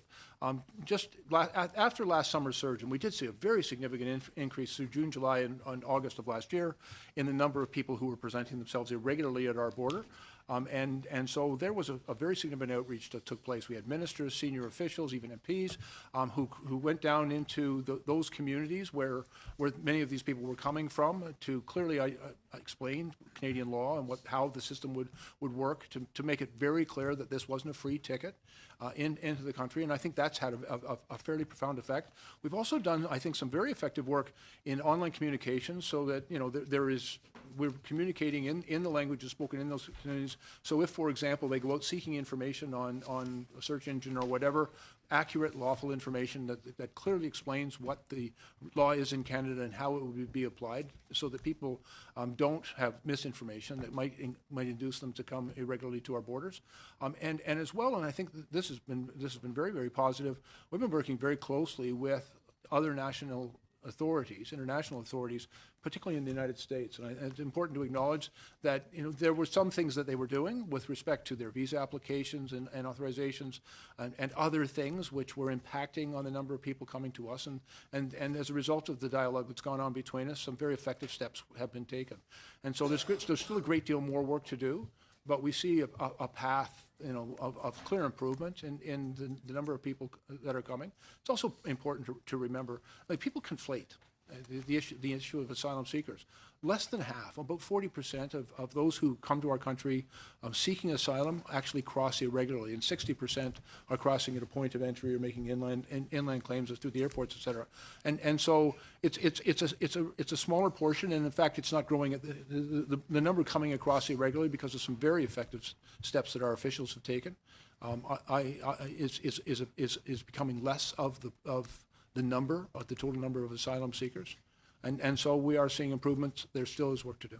I'm glad to see that some action has been taken on the file. And I'd said this previously, it's definitely my perception that the Conservatives prefer tough talk over action often. And even though, down south, we've been seeing President Trump talk a lot of tough talk, they're still facing this same problem with migration issues and asylum seekers at their borders as well.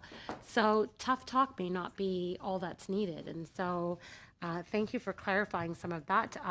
The other issue I'd like to hit on is a little bit, you've spent 3 decades serving in the police department, 10 years, another decade as the chief of police. So you have a lot of experience in the area of gangs and guns. Is there anything that you can highlight for us that that you're looking to do in this area to help improve areas like my hometown that has been seeing an uptake in violent crimes using firearms? Certainly, Ms. Hoda. I have actually had the opportunity. I've been involved in most of the large complex gang investigations that have been conducted in this country. I was previously the chief of detectives before I was the chief of police. We did most of the big gang investigations in Toronto. I will tell you that one of the things we learned that I think is appropriate and really informs a lot of the work we're doing now, you know, it's important to do those investigations because some of those individuals are very dangerous and society needs to be protected from them, and those investigations done by the police are really important. But if that's all you do, the problem doesn't get better. And so one of the things we learned is that not only did you have to go in and deal with those individuals that were committing serious violent crimes and supplying guns and drugs into the community, you also then had to go in and change the circumstances in the community to make it less vulnerable to gang violence. And so, for example, after we used to go in and do these big arrests and take out the gang members, we'd flood the area with uniformed cops whose job it was to go in and restore people's sense of safety and security. And we'd work really closely and support the social service agencies and the schools and youth workers who were working in that community to build up its own resilience and its ability, you know, to protect public space, to encourage people to come back out and use their neighborhoods. When we did that, we saw significant and sustained reduction in violence in those communities. And it's a lot of work. I will tell you from experience, it's a great deal of work, but it's effective. If all you're going to do is kick down all the doors and drag everybody out and have very big, expensive trials, the problem comes back, and it comes back very quickly. But if you make that significant investment in community and support, sustained support for those communities, that makes a difference, and it actually has the effect. And frankly, during my tenure, we saw about a 45% reduction in gun violence, and it was a direct result of not just the interventions and investigations of the police, but stronger supports for community and for kids, and that's why we advocate for those investments as well. Thank you. I'd like to give my remaining time to Mr. Secund. Minister Blair, the community I represent wouldn't normally be seen as a community that would suffer from gun violence or violence, to be honest. But we had a shooting even 4 days ago. A young girl got shot. I want to get your comments on ammunition, because a gun is just a paperweight unless it has ammunition. I can only assume that you have ammunition either coming in illegally from other jurisdictions or from a legal source and then into the black market. So your comments on that, please. Yeah, one of the things, we're looking at a number of different measures that might be effective in reducing the access that people who are intent on committing violent crimes have to the tools of that violence, which includes, you know, we're prepared to look at every measure that can be effective in reducing violence in our communities and access that people have to guns. That includes things like restrictions at, you know, better and more effective enforcement at the border, but also, you know, reducing the way in which things leak out of the legitimate domestic market, out of the hands of law-abiding people, into the hands of people that would commit crimes. And that would include looking at access to ammunition. It's a difficult issue because first of all, it's an easily smuggled and easily obtained unfortunate instrument, but there are a number of effective steps that can be taken, and we are examining that as part of our ongoing, the review that I'm conducting now. Merci, monsieur. Monsieur Blaney. Merci beaucoup, Monsieur le Président. Alors, Thank you very much, Chair. Minister, I feel privileged to be here today to have you on our committee. And as I said earlier to Mr. Goodale, I was also the Minister of Public Safety at the time. We don't need a special minister for border security. At the time, the main challenges for border security were contraband activities, drug contraband, illegal drugs, and people smuggling. But since Justin Trudeau's tweet, "Welcome to Canada," we have a new problem that was created. And 5 months ago, we've created a new minister. And this is because Canada has become a sieve. You talked about irregular entry to Canada. We think this is illegal, and it's important to agree on the terms we're using. Can you agree, Minister, that when you cross the border between U.S. and Canada, without going through border services. Do you not agree that this is illegal? I'm very pleased to have the opportunity to address. First of all, as I've talked... Pardon, Monsieur le ministre, j'aimerais une réponse plus courte. On rentre à la... I would like a shorter answer.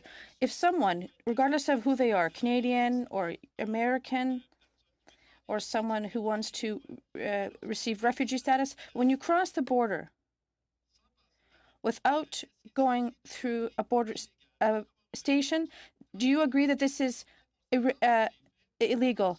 I need a clear answer. We need to agree on the facts, and then we can agree how to remedy the situation.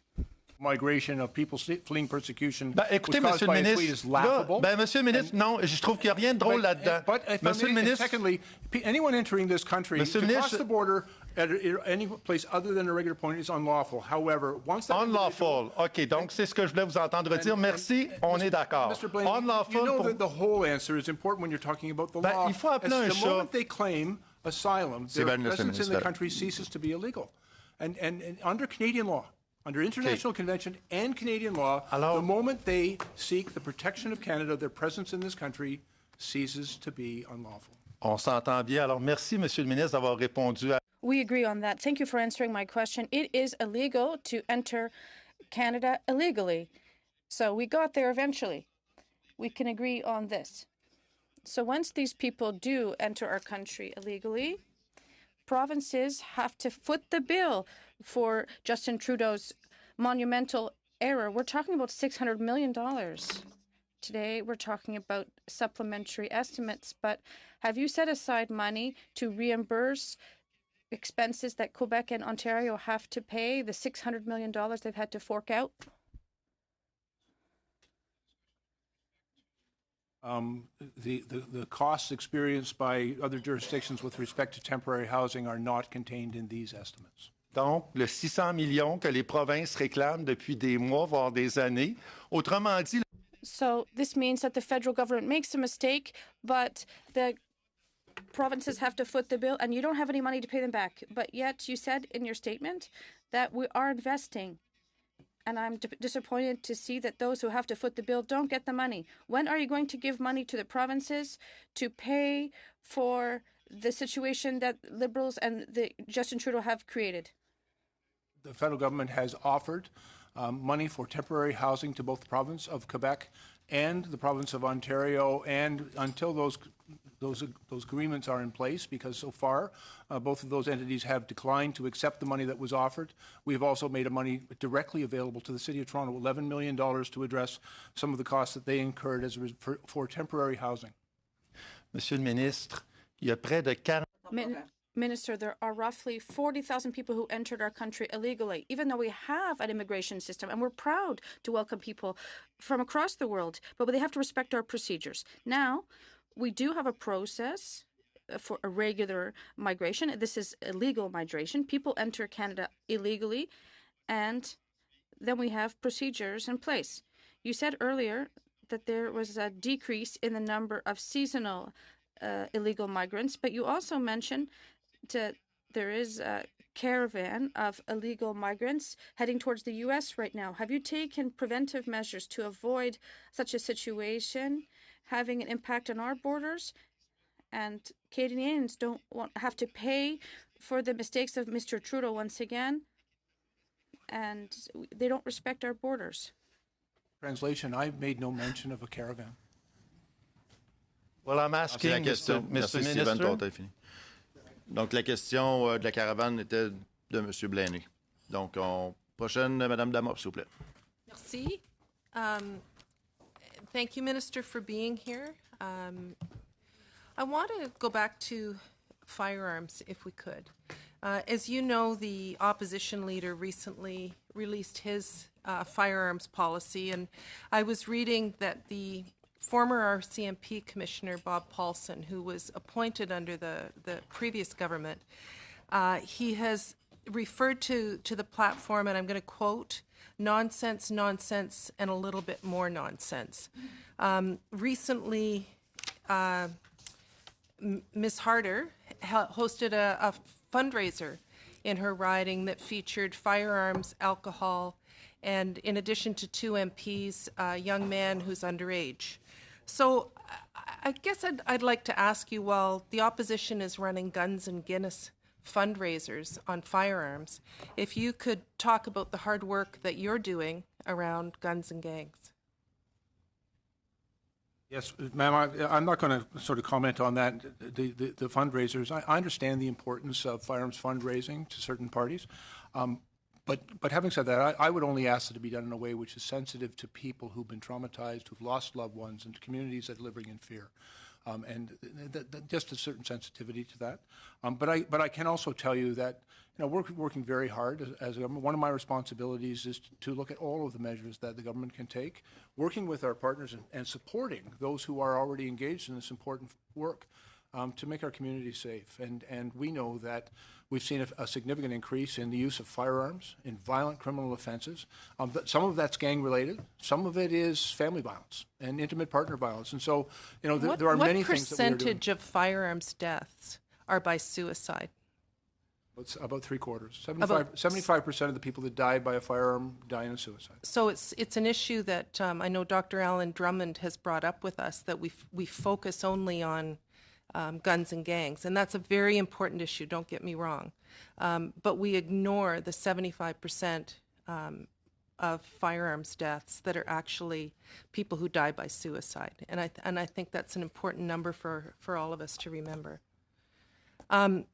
I'm going to switch, because I only have 5 minutes, to cannabis. And you have done yeoman's work on that file prior to being a minister, and I recently held an information session in my riding with Halton Regional Police and Halton Regional Health Department, and the police, the officer who did the information session on behalf of the police is a former drug enforcement officer who actually applauded the way the government has handled it and what we're doing. And I also went into a number of schools where I had 2 grade 5 classes and 1 high school who were asking me about cannabis. And I actually think that's a really good thing, because it's getting children at a younger age talking about cannabis use, and we can have those conversations to ensure that they're not using it when they're young. So I wonder, it's something that did come up in both the information session and at the schools, was around the education that we're doing. And you mentioned that in your opening remarks, and I wonder if you can just elaborate a little bit more on how important the education component of the cannabis legislation we introduced is. One of the things we found is that a criminal prohibition was not deterring our kids, and we think information will be far more effective. And it has to be information that is credible and comes from a credible source, and that's usually their peers, their teachers, their parents, and their doctors. And so we have been working really diligently to get information out so that young people know that the risks that cannabis can present to them. And there are significant health risks, but there were also very significant social risks. And I just want to clarify, because I heard so often, people questioning how this would work. Previous to October 17th, if the police encountered a young person on the street using cannabis, they had 2 choices. They could do nothing, or they could charge them criminally. The criminal charge had an enormous impact on that whole kid's life. And so a lot of the police were choosing to do nothing. But today, as a result of the implementation of new regulations in every part of this country, the police can seize the drug, issue a ticket, administer a fine, take effective enforcement action. It's exactly what the police begged the government of the day in 2013 to make it available to them, and unfortunately there was no will at the time. But we've now given the police the tools that can deal with those kids in a far more proportional way, and it's going to create better outcomes for our kids, both to protect their health, but also to protect their social outcomes. Okay. Merci. Thank you, Minister. Merci, Madame Damoff. Thank you, Ms. Damos. Merci. Minister, you and your PS recently attacked a fundraiser that was hosted in my event that Pam Damoff just referred to. It was called Guns and Guinness, and it was a group of responsible individuals who got together and did a clay shootout and then drove 20 minutes away after responsibly putting away their firearms and had a barbecue. And at this barbecue, there was alcohol. Now, Minister, my question is this. You commented in the House just recently, you said this with regards to respecting individual autonomy and decision-making. You said, before I was 25, I was married. I was the father of 2 kids by then. I owned a house. I had a mortgage. I was a cop. I carried a gun. I was entrusted with all the powers of a police officer. including the authority to restrict a person's liberty and to use force, perhaps even deadly force. I could buy a drink and I could smoke a cigarette. That was how I was trusted." End quote.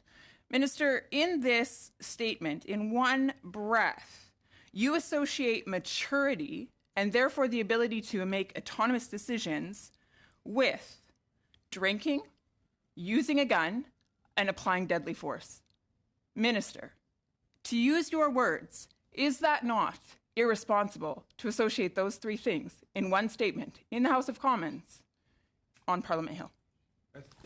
Ms. Harder, congratulations. That's a remarkable stretch of credibility and logic. Did you not state this? Yeah, what I was talking about is because frankly, you're associating these three question. things with being mature to make an autonomous decision. It's what I was explaining is what the authorities and responsibilities we give to adults, and acknowledging that adults have these authorities. And in fact, those were some of the authorities. And it was quite frankly in response to a suggestion that was coming from someone else, suggesting that people at the age of 25 So it's not irresponsible to legally use a firearm then? I'm sorry? I was a police officer, ma'am. And I the only time I've ever carried a firearm So is I as a think, police Minister, officer. you would agree with me then, if an individual lawfully owns a firearm and lawfully uses a firearm, they have the right to do so, correct? And that would be a responsible thing to do, would it not? I think it's important for everyone who lawfully possesses a firearm to do, first of all, to acquire it legally and have all the licenses and permits, trainings that is required. Absolutely. To store it securely so that it doesn't end up in the hands of someone who might commit a violent crime with it. Absolutely. To use it responsibly, and for example, for handguns, that would involve usually target shooting at a range. And when it comes time to dispose it, that they would do so according to the law and regulations to ensure that that firearm does not end up in the hands of someone that it shouldn't end up in. And that's how I would define responsible firearm ownership. And I have no problem agreeing with you on that, Minister. Now, 9% of guns used in crimes were traced back to legal owners. Only 9% were traced back to legal owners. But Minister, you're under this this instruction from the Prime Minister to basically seize all handguns from Canadians. Now, here's the thing. If only 9% of those handguns belong to people who have properly registered, I'm just wondering how you're planning to get that other 89%. Will you just go knocking on every single Canadian door and search and seize every single house across this country in order to get those handguns that are not registered? Or how do you plan on taking those handguns off of the streets? Because, Minister, my point is this. People in this country, the large majority of them, responsibly own their handgun and responsibly use their handgun. Only 9% of firearms that are used in a crime are traced back to someone who has a registered firearm. So, Minister, it is going to be relatively impossible to get those illegal firearms off the street by legislating them. Don't you agree? First of all, let me disagree with some of the things you said. I've not been tasked with seizing people's handguns. I was tasked with conducting an examination. It's harder. We're not afraid of examining the facts and listening to all points of view. The evidence. You are when you host consultations that are by invite only. And so we're doing. That's not exactly public, is it? And Ms. Harder, I would also tell you that I appreciate that the data is incomplete, but I can tell you about a complete sample of data, which is the data that was collected during my tenure as the Chief of Detectives and then the Chief of Police in Toronto. Because during that period of time, we traced the origins of all crime guns in that jurisdiction. And during my tenure, 30% of the guns that we seized that were crime guns used in criminal offense came from domestic sources. 70% were determined to have been smuggled across the border. Now, there is additional Minister, data. I think you've proved my point. In other jurisdictions. I think you've proved my point. You're going after law-abiding gun owners, Minister. You're going after law-abiding gun owners. Go after criminals. Merci, Madame Harder. Merci, Monsieur le Ministre. Merci tout le monde. Merci pour. Thank you, Minister. Thank you, everyone, for being so disciplined at this meeting. And we're going to suspend for a few moments. We're going to go vote on this, on these.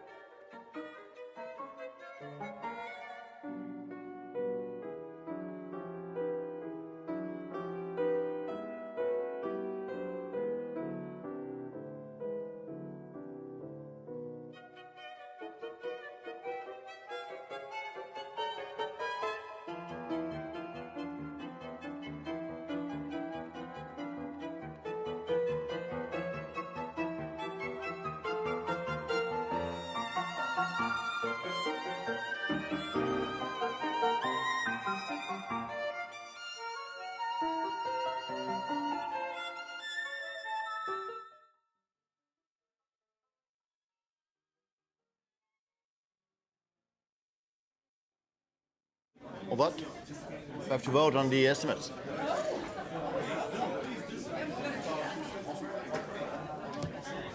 Glenn? Glenn, Rachel? Rachel? Steven? On doit voter.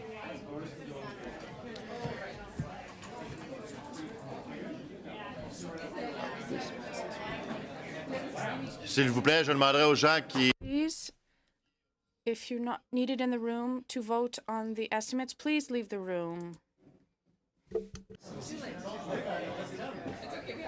Yep.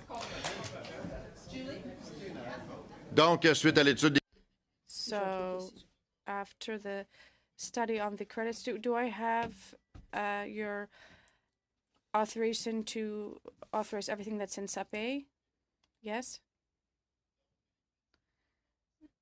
So, votes 1A on Canada Border Service Agency, vote 1A under Canada Security Intelligence Service, vote 1A under Civilian Review and Complaints Commission for the Royal Canadian Mounted Police, vote 1A under Correctional Service of Canada,